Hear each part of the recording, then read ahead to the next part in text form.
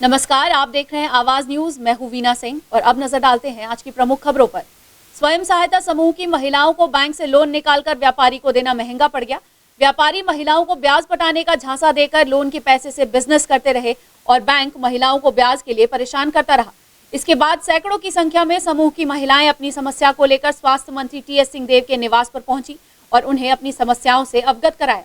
सरगुजा जिले के ग्राम दरिमा थाना क्षेत्र के स्वयं सहायता समूह की महिलाएं ठगी का शिकार हो गईं। स्वयं सहायता समूह की महिलाओं ने बताया कि कतकालो निवासी राजेश गुप्ता उर्फ बाबू व रामचरण, इन दो व्यक्तियों के द्वारा महिला सहायता समूह बनवाया गया और समूह की महिलाओं से रोजगार के नाम पर लोन निकलवाकर खुद बिजनेस करने के लिए रख लिया गया। इस दौरान महिलाओं को बैंक के द्वारा निकाले गए पैसे के ब्याज को पटाने का झांसा भी दिया गया, लेकिन ब्याज न पटाने के कारण समूह की महिलाओं ने दरिमा थाने में शिकायत की। शिकायत के बाद पुलिस के द्वारा 2 आरोपियों को न्यायालय में पेश करने के बाद जेल भेज दिया गया, लेकिन महिलाओं की समस्या खत्म नहीं हुई। बैंक के द्वारा स्वयं सहायता समूह की महिलाओं को लगातार पैसा चुकाने के लिए दबाव बनाया जा रहा है, जिससे तंग आकर समूह की महिलाएं स्वास्थ्य मंत्री टीएस सिंहदेव के पास अपनी गुहार लेकर पहुंची। और हम लोग माइक्रो फाइनेंस से लोन लिए हैं, बाबू भाई को दिए हैं और निकालने का हम लोग को 55,000 रुपये दिए हैं और हम लोग ये चाहते हैं कि हम लोग को 6 महीना के लिए समय दिया जाए।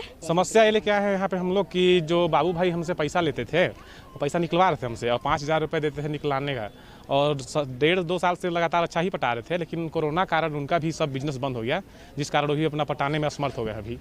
और हमारा बस कहना यही है, दरखास्त लेके आए हैं कि बस उनको 6 महीना का समय चाहिए ताकि वो अपना बिजनेस बढ़िया से चालू कर सकें, फिर दोबारा अच्छे से पटा सकें। कोरोना काल में सर अब काम करने जा नहीं रहे कहीं हम लोग भी, ना वो भी कहीं काम नहीं कर रहे, उनका बिजनेस पूरा बंद है, तो पटा नहीं पा रहे अभी ना। वहीं इस मामले में मंत्री टीएस सिंहदेव ने कहा कि समूह की महिलाओं के नाम से बैंक से निकाले गए पैसे का उपयोग किसी तीसरे व्यक्ति के द्वारा किया गया है और वह पैसा समूह की महिलाओं के पास नहीं पहुंचा है, तो इसकी जांच कराई जाएगी और आरोपियों पर उचित कार्यवाही होगी। इसमें कलेक्टर साहब को मैं पत्र मैंने भेज रहा हूं कि इसमें जानकारी करके और फिर उचित राहत उनको भी दें और कार्रवाई भी करें। पैसे का भार उनके ऊपर आ रहा है जिसमें वाकई में पैसे उनके तक नहीं पहुंचे और बीच में ही किसी ने पैसों का आहरण कर लिया है, तो ये गंभीर बात हो जाती है। और उनको चिन्हांकित करके और बीच में अगर किसी ने पैसे आहरण कर लिए हैं और जवाबदारी महिला समूह के ऊपर आ जा रही है, तो ये स्वीकार नहीं है, कड़ी कार्रवाई इसमें होनी चाहिए। अंबिकापुर शहर के मुख्य चौक व बनारस रोड में गड्ढों से भरी सड़क और गड्ढों से हो रही दुर्घटनाओं की ओर शासन और प्रशासन का ध्यान आकर्षित कराने पूर्व पार्षद चौक पर ही अपने परिवार के साथ धरने पर बैठ गए।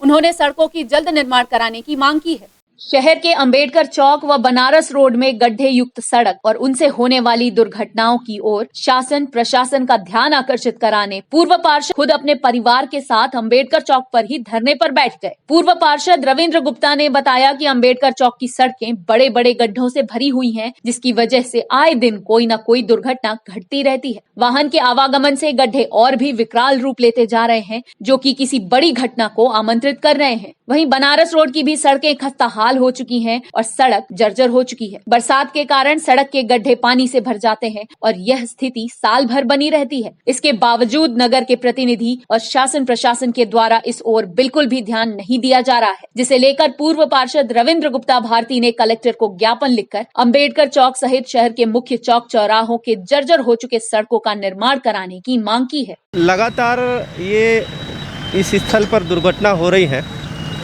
और मैंने आज सुबह देखा कि एक बाइक चालक अपने परिवार को, छोटे बच्चों को लेकर यहाँ पर गिर गया और कोई उसको उठाने वाला नहीं था। तो मैंने आकस्मिक आज निर्णय लिया कि जो चौक है, जर्जर चौक है, उसको लेकर मैं शासन प्रशासन का ध्यान आकृष्ट कराना चाहता हूँ। और ये शहर का प्रमुख चौराहा है और ऐसा नहीं कि जनप्रतिनिधि या शासन प्रशासन इस विषय को लेकर अवगत नहीं है। हम लोगों ने कई बार अवगत कराया है, लेकिन आज तक इस का निर्माण सही रूप से नहीं हो पाया। हल्का फुल्का गिट्टी डाल देते हैं, फिर एक हफ्ते बाद ख़राब हो जाता है। जो ट्रैफिक पुलिस है उनको प्रशासन है, उनको दिक्कत है। एक हमारे ट्रैफिक पुलिस का यहाँ कुछ दिन पहले आँख फूट गया था, जो गाड़ियाँ चलती हैं तो उसके वजह से गिट्टी छटक के लग गया था। तो आए दिन बच्चे यहाँ गिर रहे हैं, महिलाएं गिर रही हैं, तो ध्यान आकृष्ट कराएं कि और तत्काल बनाया जाए और अच्छे से बनाया जाए। सरगुजा जिले में बढ़ती सड़क दुर्घटना व बिना वजह घूमने वालों पर लगाम कसने प्रशासन पूरी तरह तैयार होकर सड़क पर चेकिंग अभियान चलाकर कार्यवाही कर रही है। इसी क्रम में अंबिकापुर शहर के हृदय स्थल गांधी चौक पर पुलिस द्वारा बिना वजह घूम रहे व शराब पीकर वाहन चलाने वालों पर कार्यवाही शुरू की गई है। पुलिस द्वारा सड़क पर चलने वालों की ब्रेथ एनालाइजर द्वारा जांच कर कार्यवाही की जा रही है, जिससे होने वाली दुर्घटनाओं पर अंकुश लगाया जा सके। क्या है कि देर रात में जो है ना बाइकर्स लोग जो हैं काफ़ी स्पीड में जाते हैं और जो बिना काम के भी घूमते रहते हैं। उसके अलावा ज़्यादातर तो ये है कि कई लोग शराब पी के घूमते रहते हैं, जिससे लोगों की जान माल की हानि होती है, कई बार एक्सीडेंट हो जाता है। इसलिए ऐसे चीज़ों को रोकने के लिए हम लोग जो है यहाँ पे लगे हुए हैं और संभवतः इस तरीके से कार्रवाई करने से कुछ हद तक जो है अंकुश लगाया जा सकेगा और जो अनावश्यक घूम रहे हैं और तबके के लोग जो घूम रहे होंगे उन पर अंकुश लगेगा। और एक फ़ायदा ये भी है कि जो है कई जो चोरी के बाइक वगैरह जो लेके घूमते रहते हैं, लेके भागते हैं, वो भी संभवतः एक आध दो हमारे पकड़ में आ सकते हैं। स्वास्थ्य मंत्री टीएस सिंहदेव ने कोरोना संक्रमण को लेकर कहा कि कोरोना पॉजिटिव मरीजों की बढ़ रही संख्या से घबराने की जरूरत नहीं है। उन्होंने कहा कि प्रत्येक नागरिक को अपनी सुरक्षा स्वयं ही करनी होगी, तभी इस महामारी से बचा जा सकता है। छत्तीसगढ़ के स्वास्थ्य मंत्री टीएस सिंहदेव ने कहा कि टेस्ट बढ़ने के कारण कोरोना पॉजिटिव मरीजों की संख्या बढ़ रही है, इसलिए घबराने की जरूरत नहीं है। स्वास्थ्य मंत्री कोरोना वायरस से संक्रमित मरीजों का आंकड़ा बढ़ने को अप्रत्याशित नहीं मानते। मंत्री सिंहदेव ने कहा कि छत्तीसगढ़ में मौजूदा समय में 10 से 12 हजार टेस्ट प्रतिदिन हो रहे हैं। हफ्ते भर के अंदर टेस्ट का यह आंकड़ा 20 हजार प्रतिदिन होगा। सितंबर अंत के पहले हमारा लक्ष्य 20 हजार टेस्ट प्रतिदिन का है। टेस्ट बढ़ेंगे तो मरीजों की पहचान भी बढ़ेगी। सितंबर अंत तक कोविड संक्रमितों की संख्या 60,000 से 90,000 तक जा सकती है। स्वास्थ्य मंत्री सिंहदेव ने कहा कि मृत्यु दर कम है, हालांकि चाहेंगे कि यह और कम हो। बीते कल के आंकड़े को देखें तो यह स्पष्ट होता है कि पॉजिटिव मरीज जितने आए हैं उनके अनुपात में डिस्चार्ज कम हुए हैं, लेकिन जितने ज्यादा टेस्ट होंगे उतने ही ज्यादा मरीजों की संख्या में इजाफा देखने को मिलेगा। और स्वास्थ्य मंत्री ने लोगों से कहा है कि अपनी सुरक्षा खुद को ध्यान देकर करना होगा, जिससे कि इस महामारी से हम बच सकें। इसमें 60,000 मैंने इसलिए कहा कि ज़्यादा भी हो सकता है। सितंबर महीना है, पूरे सितंबर महीने में आप शुरू से देखिए तो 2000 से ज़्यादा पॉजिटिव आ रहे हैं। 30 दिन का महीना है तो 2000 डेली आते हैं तो 60,000 होता है। तो अगर ये 2000 का क्रम बना रहा तो 60,000 केस हो जाएंगे। अगर ये औसत 3000 हो गया तो 90,000 केस हो सकते हैं। तो अभी हम बड़े संक्रमण के दौर से गुजर रहे हैं और जाँच हम ज़्यादा कर रहे हैं। पहले 5,000 7,000 जांच हो रही थी, अब 10 से 12,000 जांच हो रही है। 10 तारीख तक हम लोग चाहेंगे कि 20,000 तक जांच हो। तो जांच जितनी ज़्यादा होगी उतने पॉजिटिव मरीज हमको मिलेंगे। खबरों का सिलसिला जारी रहेगा। लौटते हैं एक छोटे से ब्रेक के बाद।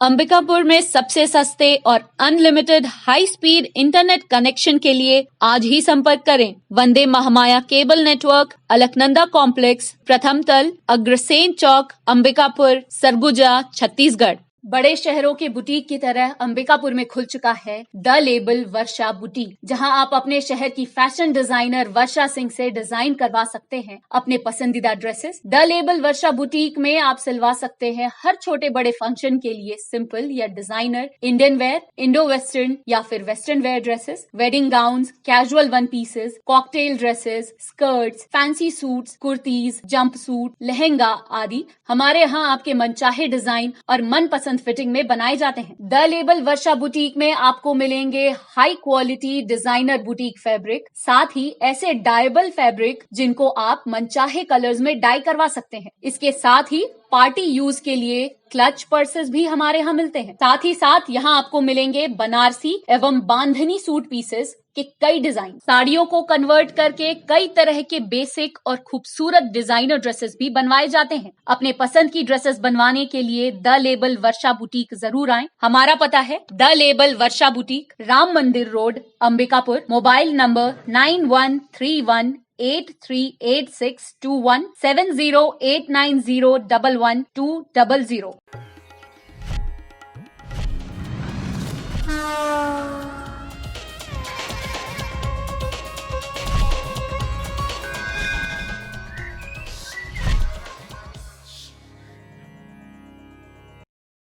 ब्रेक के बाद आपका स्वागत है। बढ़ते हैं अगले खबर की ओर। प्रदेश में जहां आज से ट्रेन चलने की शुरुआत भले ही हो गई हो, लेकिन प्रदेश के स्वास्थ्य मंत्री टीएस सिंहदेव ने ट्रेन चलाने की शुरुआत को सही नहीं कहा है। उन्होंने कहा कि कोरोना संक्रमितों की दिन ब दिन बढ़ती संख्या चिंता का विषय बन गया है और ऊपर से ट्रेन और बसें शुरू करना यह आने वाले वक्त के लिए सही नहीं रहेगा।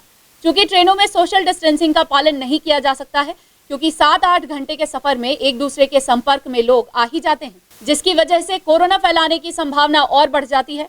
वहीं ट्रेन चलने के बाद बिना टिकट वाले भी ट्रेन में बैठ सकते हैं और इसमें ज्यादा ध्यान भी नहीं दिया जा सकता है। फिलहाल सरकार को ट्रेन को चलाने की जरूरत नहीं थी। मुझे लगता है कि ट्रेन जल्दी चल गई। ये समय नहीं था। अभी जब हम संक्रमण के बढ़ते क्रम में हैं, तो ये ट्रेन चलना मुझे लगता है कि समय से पहले हो गया। अब ट्रेन चल ही गई है, तो जो पैसेंजर जाएंगे वो बहुत संभल के उनको जाना चाहिए। मैंने सुना है कि कई बसें भी चली लेकिन लोग बैठे नहीं उसमें, तो ऐसा ही होना चाहिए। ये नहीं मानना चाहिए कि संक्रमण सरकार ने मान लिया है, ट्रेन चलाना मतलब कि कुछ नहीं होगा। संक्रमण फैलने की आप पास पास बैठे रहेंगे, बहुत ज़्यादा संभावना रहती है और लंबे समय तक आप एक साथ रहेंगे। अभी हम लोग साथ में बैठे हैं 15 मिनट, आधा घंटा, फिर हम लोग अलग हो जाएंगे। तो संक्रमण ग्रहण करने के लिए भी कहते हैं कि करीब आधा घंटा अगर आप साथ में हैं संक्रमित व्यक्ति के, तो संक्रमण ग्रहण करने की संभावना तब बनने लगती है। तो ट्रेन में कौन सी 6 फुट की दूरी बनेगी? आप तो 2 फुट की दूरी में 10 घंटे का, 11 घंटे का, 12 घंटे का सफ़र एक साथ तय करेंगे।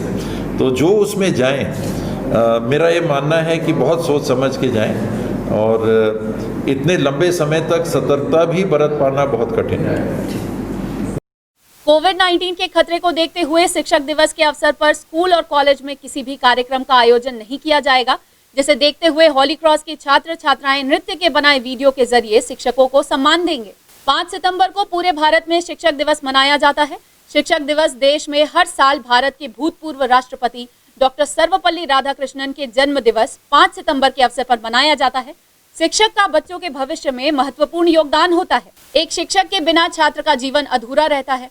स्कूलों में इस दिन तरह तरह के कार्यक्रम आयोजित किए जाते हैं और शिक्षक छात्रों को संबोधित भी करते हैं, लेकिन इस वर्ष कोरोना महामारी के कारण स्कूल बंद हैं, जिसकी वजह से छात्र इस वर्ष शिक्षक दिवस स्कूलों में नहीं मना पाएंगे। जिसे देखते हुए हॉली क्रॉस स्कूल के छात्रों ने इस अवसर पर शिक्षकों का सम्मान करने के लिए एक अनोखा ढंग अपनाया है।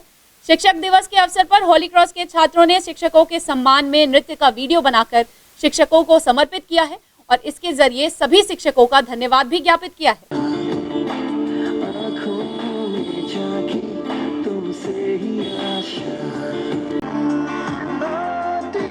सभी को नमस्ते। सबसे पहले मेरा नाम है प्रियंका प्रकाश, मैं हॉली क्रॉस में हूँ टीचर। और हर साल जैसे हम लोग टीचर्स डे पे कुछ ना कुछ बच्चों से कुछ ना कुछ कार्यक्रम होता था, तो इस साल ऐसा गैदरिंग पॉसिबल नहीं था, तो हम लोग एक छोटा सा प्रोग्राम ऑर्गेनाइज़ कर रहे हैं जो ऑनलाइन टेलीकास्ट होगा सभी टीचरों के लिए जो मेहनत कर रहे हैं बच्चों को। और कुछ टीचर्स ऐसे हैं जो फ़ोन से मतलब उतना कंफर्टेबल नहीं थे, लेकिन वो भी ऑनलाइन पढ़ा रहे हैं, तो सारे टीचर्स के लिए एक छोटा सा प्रोग्राम है।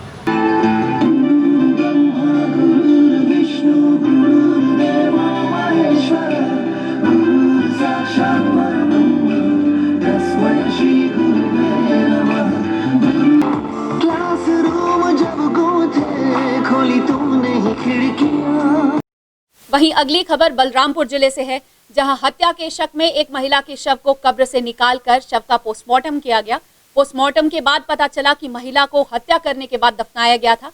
फिलहाल पुलिस ने इस मामले में 2 आरोपियों को गिरफ्तार कर लिया है। बलरामपुर जिले की विजयनगर पुलिस ने हत्या के शक में कब्र में दफन एक महिला की शव को खुदवाकर उसका पीएम कराया और पीएम से यह पता चला कि महिला की साधारण मौत नहीं हुई थी, बल्कि उसकी हत्या करके उसे दफनाया गया था। पुलिस ने मामले में शामिल दोनों आरोपियों को गिरफ्तार कर लिया है। दोनों आरोपी मृतका के ससुर और भतीजा हैं। पुलिस ने बताया कि मृतका फुलबसिया का पति विचारण कोड़ाकू आरोपियों के साथ बैठकर शराब का सेवन कर रहा था। उसी समय उनमें विवाद हो गया और आरोपियों ने डंडा लेकर उसके साथ मारपीट की। पति के साथ मारपीट होता देख मृतका उसे बचाने चली गई और आरोपियों ने विचारण को छोड़कर उसकी पत्नी की बेदम पिटाई कर दी, जिससे उसकी मौके पर ही मौत हो गई। फुलबसिया की मौत होने के बाद आरोपियों ने चुपके से उसके शव को गांव के किनारे दफन कर दिया। 2 दिन बाद पुलिस को मुखबिर से सूचना मिली कि ग्राम लावा में इस तरह की वारदात हुई है। सूचना मिलने के बाद पुलिस की टीम गांव में पहुंची और तहसीलदार के समक्ष कब्र को खुदवाया और डॉक्टरों ने शॉर्ट पीएम रिपोर्ट में ही बता दिया कि इसकी हत्या की गई है। पुलिस ने मामले में शामिल दोनों आरोपियों को गिरफ्तार कर जेल भेज दिया और कत्ल की गुत्थी को सुलझा लिया है। इस प्रकार था कि दिनांक 2/9/18 को पुलिस को सूचना मिली थी कि ग्राम लावा में एक कुड़ाकू महिला है फुलबसिया, जिसकी मृत्यु हो गई थी और परिजनों के द्वारा शव को दफना दिया गया था। सूचना पे गांव वाले शंका जाहिर कर रहे थे। जो पुलिस के पास जैसे ही रिपोर्ट आया तो श्रीमान पुलिस अधीक्षक महोदय को रिपोर्ट से अवगत कराया गया और एसडीएम महोदय को सूचना दिया गया, जो तहसीलदार विवेक चंद्रा और डॉक्टर शबाना और डॉक्टर हेमंत की टीम के द्वारा जो है मौके पे ही शव का उत्खनन करवा के पीएम कराया गया। पीएम कराने से हत्या की आशंका लगी। हत्या की आशंका पर गांव वाले 2 लोगों के ऊपर संदेह जारी किए थे, जो उसका भतीजा राजकुमार और उसका ससुर कलपधारी, दोनों पे शंका जाहिर किए। दोनों को हिरासत में लेकर तत्काल पूछताछ किया गया, जो अपना जुर्म स्वीकार किए और महिला को डंडा से मारपीट करना बताया, जिससे उसकी मृत्यु हो गई थी। दोनों आरोपियों को गिरफ्तार कर लिया गया है और आईपीसी की धारा 302, 201, 34 के अंतर्गत दोनों को जेल भेज दिया गया है। बुलेटिन में फिलहाल सिर्फ इतना ही। शहर से जुड़ी खबरों के लिए देखते रहिए आवाज न्यूज। इस न्यूज के स्पॉन्सर हैं वीएम इंटरनेट, अलकनंदा कॉम्प्लेक्स, प्रथम तल, अग्रसेन चौक, अंबिकापुर, सरगुजा, छत्तीसगढ़।